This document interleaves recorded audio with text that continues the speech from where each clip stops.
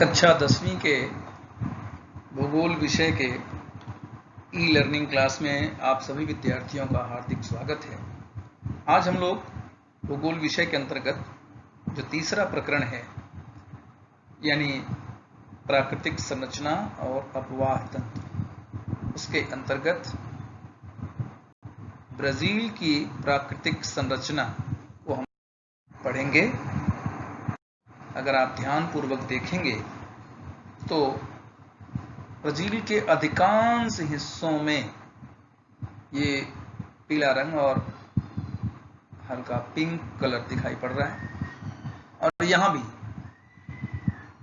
ये जो पीले रंग वाला हिस्सा है ये दरअसल पठारों का हिस्सा है, ऊबड़ खाबड़ भूमि है। तो ब्राजील का ज्यादातर हिस्सा ऊबड़ खाबड़ है। ये देखिए पूरा इधर का और उत्तर में भी थोड़ा सा। ब्राजील में मैदानी भाग, समतल मैदानी भाग जो कि हरे रंग से दर्शाया गया है, वो कम है अपेक्षाकृत पठारों के। ये मैदानी प्रदेश कम है। एक तो मैदानी प्रदेश ये उत्तर की तरफ है जो अमेजन नदी और उसके तमाम सहायक नदियों द्वारा लाई गई मिट्टी से बना है। दूसरा मैदानी प्रदेश यहाँ ब्राजील के दक्षिणी पश्चिमी हिस्से में ये ब्राजील की दो प्रमुख नदियां पराना और पराग्वे दोनों के द्वारा निर्मित हुई। एक ये मैदानी प्रदेश। तटवर्ती क्षेत्र में भी मैदानी भाग हैं, लेकिन बहुत विस्तृत नहीं है। आप देख सकते हो तटों के पास तक ये पर्वतीय भाग, पठारी भाग स्थित है। तो तटों पर थोड़ी सी भूमि मैदानी प्रकार की है, लेकिन यहाँ जो तटों पर मैदानी भूमि है उस पर ब्राजील के सर्वाधिक लोग रहते हैं। कारण ये है कि तटवर्ती भाग है, अच्छा मौसम है यहाँ का, और बड़ी आसानी से आवागमन है पूरी दुनिया के साथ। जलयान के द्वारा हवाई यातायात यहाँ आसानी से उपलब्ध है। और दूसरी बात, ब्राजील जब स्वतंत्र नहीं था, जब यूरोपीय यहाँ आकर बसे, तो अच्छी जलवायु और नजदीक होने के कारण इन तटों पर ही सबसे ज्यादा बसे। तो इस प्रकार अगर हम देखें ब्राजील की भौतिक रचना के आधार पर, तो दो प्रमुख भू आकृतियां यहाँ दिखाई पड़ती हैं। एक तो ये पठारों की ऊंची भूमि और दूसरा ये मैदानी भाग। तो ब्राजील के इस भू आकृति को देखते हुए हम ब्राजील को 5 प्राकृतिक विभागों में बांट सकते हैं। ये 5 प्राकृतिक विभाग हैं। पहला, ब्राजील की उच्च भूमि। दूसरा, विशाल कगार। तीसरा, तटवर्ती प्रदेश या तटीय प्रदेश। चौथा, मैदानी प्रदेश। और पांचवा है द्वीप समूह। तो पहले आप इन 5 भूप्रदेशों, 5 भूभागों की स्थिति देख लें। पहले चर्चा करते हैं उच्च भूमि की। भला आगे बताएंगे, अभी यहां एक बार देख लीजिए। ये उच्च भूमि का इलाका है, यहां थोड़ा सा है। दूसरा है विशाल कगार, समुद्री किनारे पर ये कगारी भाग, पर्वतों का वो हिस्सा जो जिनका पूर्वी ढाल बड़ा तीव्र है, ये है कगार। तीसरा है तटीय प्रदेश, समुद्र के किनारे ये तटवर्ती इलाके, ये पूरे। चौथा है मैदानी प्रदेश। मैदानी प्रदेश आपको पता है, एक तो ये मैदान है अमेजन का, और दूसरा पराना पराग्वे का। और पांचवा है द्वीप समूह। जैसा कि भारत में आपने पढ़ा था कि जो भारत के आसपास द्वीप हैं, उसी तरह ब्राजील में भी कुछ द्वीप हैं ब्राजील के पास अटलांटिक महासागर में। कुछ तो ब्राजील के तट से बिल्कुल लगे हुए हैं, ये देख लीजिए आप, छोटे छोटे द्वीप यहाँ भी हैं। ये तटवर्ती द्वीप हो गए। और कुछ द्वीप ब्राजील की मुख्य भूमि से 250-300 किलोमीटर दूर स्थित हैं। तो इस तरह से ब्राजील 5 प्राकृतिक विभाग हुए। अब हम एक एक प्राकृतिक विभाग को भली भांति पढ़ेंगे। तो पहले चर्चा करते हैं ब्राजील के उच्च भूमि की, या जिसको हम पठारी भाग भी कह सकते हैं। मानचित्र में पीले रंग से पठारी भाग दर्शाया गया है। अगर आप ध्यानपूर्वक देखें तो दो हिस्से बिल्कुल स्पष्ट होते हैं। एक तो ये पूरा हिस्सा जो काफी विस्तृत है, जिसको कहते हैं ब्राजील की उच्च भूमि, ब्राजीलियन हाईलैंड, और दूसरा है गुयाना की उच्च भूमि जो ब्राजील के उत्तर में यहाँ स्थित है, ब्राजील की उत्तरी सीमा पर। तो इस प्रकार से दो उच्च भूमियों का क्षेत्र हुआ। तो अब इसमें हम चर्चा करते हैं गुयाना की उच्च भूमि की, इस इलाके की।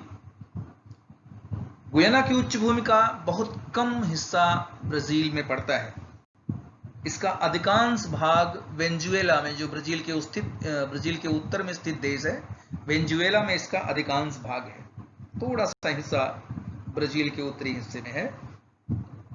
हालांकि इस पूरे इलाके में ऊंचाई बहुत ज्यादा नहीं है, लेकिन ब्राजील और वेनेजुएला की सीमा पर स्थित ये जहां पॉइंटर दिख रहा है, वहां एक माउंटेन पीक है, एक पर्वत शिखर है जो ब्राजील का सबसे ऊंचा शिखर है। उसका नाम है पिको डी नेबलिना, जिसकी ऊंचाई समुद्र तल से 3014 मीटर है। ब्राजील का ये गुयाना वाला हिस्सा ब्राजील के 3 राज्यों में, रोराइमा, पारा और अमापा, इन 3 राज्यों में यह हिस्सा फैला हुआ है। अब चर्चा करते हैं इस ब्राजील का जो मुख्य भूमि में स्थित है, ब्राजीलियन हाईलैंड या ब्राजील की उच्च भूमि। ये सबसे विस्तृत भाग है। आपसे प्रश्न पूछा जाएगा कि ब्राजील का अधिकांश भूभाग किस तरह का है, तो आप कह सकते हैं पठारी और ऊबड़ खाबड़ है। ये ब्राजीलियन हाईलैंड या ब्राजील की उच्च भूमि, इसमें दक्षिण व पूर्व की ओर के भाग की ऊंचाई 1000 किलोमीटर, ये दक्षिण का हिस्सा, और ये पूर्व का हिस्सा, यानी ये हिस्सा अधिक ऊंचा है। इसकी तुलना में इस तरफ का हिस्सा कम ऊंचा है, इधर भी ऊंचाई कम है। आप रंगों से भी अंदाजा लगा सकते हैं। तो मैं बताया आपको कि दक्षिण पूर्व की ओर ऊंचाई लगभग 1000 मीटर और बाकी हिस्सों में 500 से लेकर के 1000 मीटर के आसपास है। ब्राजील की ऊंचाई, इस उच्च भूमि की ऊंचाई उत्तर की ओर धीरे धीरे कम होती जाती, जैसे जैसे आप इधर बढ़ेंगे उत्तर की ओर ऊंचाई कम होती जाएगी, और उत्तर से जैसे जैसे दक्षिण आएंगे ऊंचाई बढ़ती जाएगी और यहां आकर सर्वाधिक ऊंचाई हो जाती है। इसके बाद फिर आगे बढ़ने पर ऊंचाई कम हो जाती है। तो ये एक तरह से कगारी भाग भी है। इसीलिए ब्राजील की अधिकांश नदियां इस पठारी भाग से निकलकर इधर उत्तर की ओर प्रवाहित हो जाती हैं और अंत में जाकर के ब्राजील की जो सबसे प्रमुख नदी है अमेजन, उसमें मिल जाती हैं। कुछ नदियां, छोटी छोटी नदियां इस तटीय भाग से निकलकर यहां तुरंत अटलांटिक महासागर मिल जाती हैं। ब्राजील के दक्षिणी भाग में जो पठारी भाग स्थित है, दक्षिणी पश्चिमी भाग में, उसका ढाल दक्षिण पश्चिम दिशा में है। अब इसमें से, इस इलाके से पराना और पराग्वे दो प्रमुख नदियां निकलती हैं और प्रवाहित होते हुए आगे जाकर के अर्जेंटीना में दोनों यहां पर मिल जाती हैं। ब्राजील का अगला प्राकृतिक विभाजन है विशाल कगार। हालांकि ये विशाल कगार जो क्षेत्र है, ये बहुत बड़े हिस्से पर फैला नहीं है, लेकिन बड़ा महत्वपूर्ण है। महत्वपूर्ण है ब्राजील की जलवायु पर पड़ने वाले प्रभाव के कारण। तो पहले इसका लोकेशन देख लें, इसकी स्थिति देख लें। ये हिस्सा है ब्राजील का कगार, विशाल कगार। समुद्र के तट से करीब 200-250 किलोमीटर अंदर की तरफ, जहां से पर्वत प्रारंभ होते हैं, ब्राजील का उच्च भाग शुरू होता है, वही इलाका ब्राजील का कगार है। इस कगारी भाग का ब्राजील की जलवायु पर क्या प्रभाव पड़ता है, ये एक बड़ा महत्वपूर्ण प्रश्न है। होता यह है कि इधर अटलांटिक महासागर क्षेत्र से हवाएं चलती हैं इस तरह से, यानी जिनको हम कहते हैं दक्षिणी पूर्वी व्यापारिक हवाएं। ये हवाएं समुद्र की तरफ से चलती हैं, इसलिए इनके अंदर नमी व्याप्त होती है, नमी भरी होती है।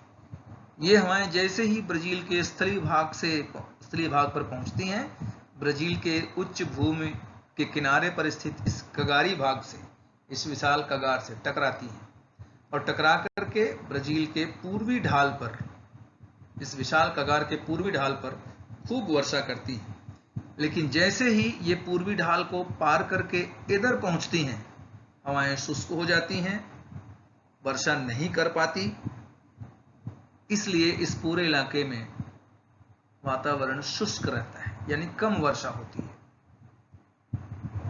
जिसको हम अनावृष्टि चतुर्भुज क्षेत्र भी कहते हैं, या जिसे वृष्टि छाया क्षेत्र भी आप कह सकते हैं। तो ये सबसे बड़ा असर है ब्राजील के इस कगारी भाग के।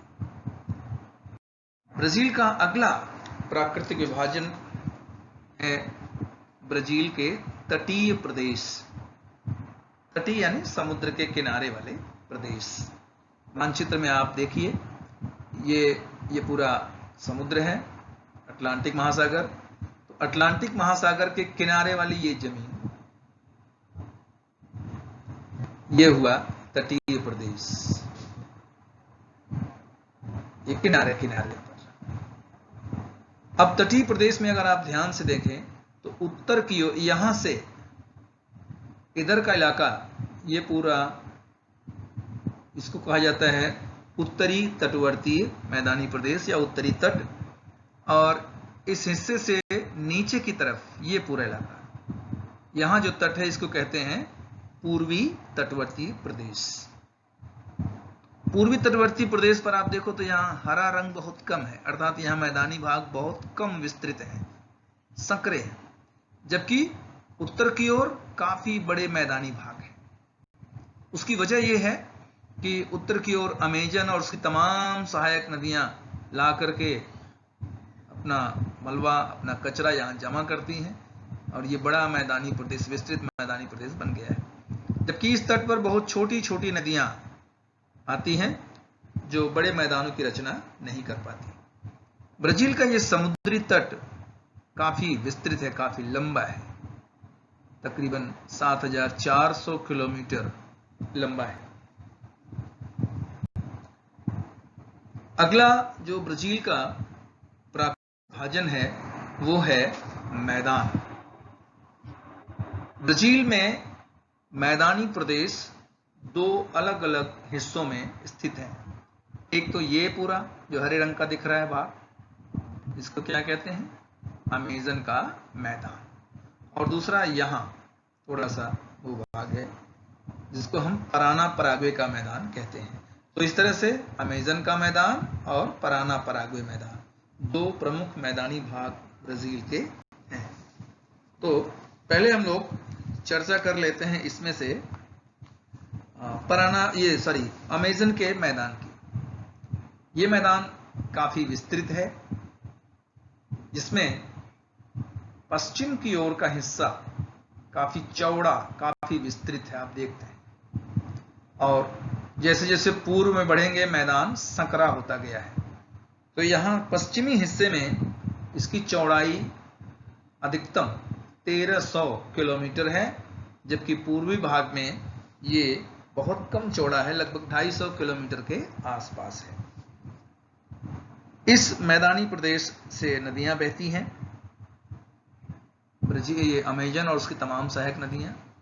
आपको पता होगा ये हिस्सा यहां लिखा है 0 अंश, ये 0 अंश की अक्षांश रेखा है, यानी इक्वेटर लिखा, यहाँ विषुवत वृत्त है, और विषुवत वृत्त के आसपास के क्षेत्रों में बहुत वर्षा होती है। तो इस इलाके में वर्षा अधिक होने के कारण जल जमाव रहता है, नमी बहुत ज्यादा रहती है, इसलिए वनस्पतियां बहुत उगती हैं। इस पूरे इलाके में बहुत घने जंगल हैं, जिन्हें विश्व का फेफड़ा भी कहते हैं, अर्थात यहाँ सबसे ज्यादा वन होने के कारण ऑक्सीजन तैयार होती है। ये पूरा इलाका काफी दुर्गम है, यहाँ प्रवेश करना जाना बहुत मुश्किल है। मैदानी तो अवश्य है लेकिन जनसंख्या बहुत कम है। दूसरा मैदानी भाग है पराग्वे पराना का मैदानी भाग, जो ब्राजील के इस पठारी भाग के दक्षिणी पश्चिमी हिस्से पर स्थित है। इसका थोड़ा सा ही हिस्सा ब्राजील में है, बाकी हिस्सा अर्जेंटीना में है। ये मैदानी भाग काफी उपजाऊ है। यहीं पर ये जो हिस्सा दिख रहा है आपको, लिखा हुआ है पेंचानल, इसको पेंचानल आर्द्र भूमि, पेंचानल वेटलैंड कहते हैं। कारण यह है कि ये इलाका पानी से भरा रहता है, अधिकांश समय तक यहाँ पानी भरा रहता है, दलदल इलाका है। पेंटानल दलदल का प्रदेश ब्राजील के माटो ग्रासो डो सूल राज्य है, उसी में ये पड़ता है। इसका कम हिस्सा ब्राजील में, ज्यादा हिस्सा अर्जेंटीना में है। अगला ब्राजील का और अंतिम प्राकृतिक विभाजन है द्वीप समूह। द्वीप आपको पता है समुद्र के अंदर स्थित छोटे भूभाग। ब्राजील के तटवर्ती भाग पर जो द्वीप स्थित हैं उनको दो भागों में बांट सकते हैं, एक तटीय द्वीप, दूसरा सागरीय द्वीप। तटीय द्वीप यानी जो समुद्र के तट पर स्थित हैं, ब्राजील के मुख्य भूमि से लगे हुए। जैसे यहाँ आप देख सकते हो एक बड़ा सा द्वीप है माराजो द्वीप, फिर यहाँ छोटी छोटी और आकृतियां दिख रही हैं द्वीपों की, यहाँ भी देखो छोटे छोटे द्वीप हैं। तो ये सभी तटीय द्वीप हैं। और जो समुद्र के अंदर काफी दूर यहाँ कहीं स्थित हैं वो सागरीय द्वीप कहलाते हैं। ये जो तटीय द्वीप हैं, खास करके ब्राजील के दक्षिणी पूर्वी हिस्से में जो तटीय द्वीप हैं, ये मूंगे की चट्टानों से निर्मित द्वीप हैं। और उत्तर में जो तटीय द्वीप हैं, ये द्वीप नदियों द्वारा बहाकर लाई गई मिट्टी के जमाव से बने हुए द्वीप हैं, जिनको हम एक तरह से निक्षेपित द्वीप भी कह सकते हैं। और जो समुद्र के अंदर, अटलांटिक महासागर के अंदर ब्राजील की मुख्य भूमि से 300 किलोमीटर दूर सागरीय द्वीप हैं, वो द्वीप मूल रूप से समुद्र के अंदर डूबे हुए पर्वतीय प्रदेश हैं, जिनका ऊपरी हिस्सा बाहर निकल आया है। यहाँ किनारों पर जो द्वीप हैं, दक्षिणी पूर्वी किनारों पर, उसमें ज्यादातर द्वीप एटॉल हैं, या जिनको हम कहते हैं मूंगे की चट्टानों से बने हुए द्वीप। और इन्हीं किनारों पर सुंदर तटीय भाग, जिसको यहाँ चौपाटी कहते हैं मुंबई की भाषा में, सी बीचेस, सुंदर सी बीचेस यहाँ पर स्थित हैं। और यहाँ पर इस दक्षिणी पूर्वी इलाके में प्रवाल यानी मूंगे की चट्टानों का इलाका है। तो इस तरह से ब्राजील के विभिन्न प्राकृतिक विभाजन को धन्यवाद।